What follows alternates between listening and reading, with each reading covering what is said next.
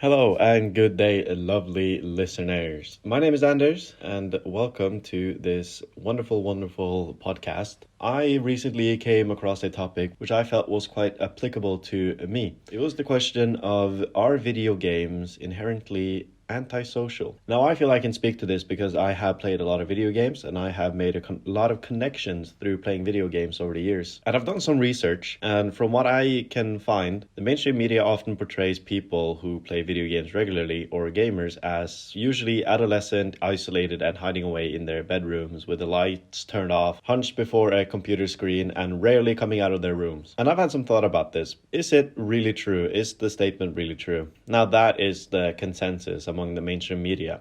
But what is my opinion on the matter? Well, as I've mentioned, I used to play a lot of video games and participate a large part to the gaming community in my teens. I don't play as much video games as I would like to, but from what I've experienced, I find the previous statement that the media lays forth to be largely untrue. I wanted to get a second opinion. I'm going to introduce my friend Brigit that I reached out to through their community, and I will let them speak.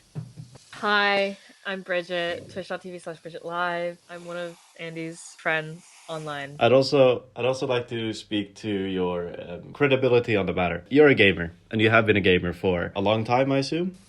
Probably since I was like 10. Yeah, so you have 10 years. You have a lot of experience when it comes to gaming. I think that video games are antisocial, but also not.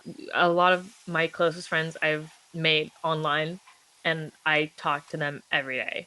And if depending on what your definition of socializing is, I think that I'm socializing with my friends every day, and I'm forming genuine bonds, and I'm growing because of them. Even though on the flip side, I spend a lot of time in my room and I don't necessarily go out and talk to the people immediately in my vicinity as much as I should. However, there have been a lot of times where I've met up with these friends and they forced me out of my comfort zones, and getting out to go see them was like a trip, and it was special, and it was something that was an event. So I don't think it's inherently on the surface level. I think video games can be a bit isolating, but it totally depends on how you want to participate in the online community and what that online community is providing to you. Because in a lot of communities, it's a lot of single players, and you can talk to other people about the games, but multiplayer is ultimately where you get a lot of teamwork and you get a lot of bonding that I think a lot of people would really benefit from, especially those who are not socializing as much. So, well, from the outside, it can look like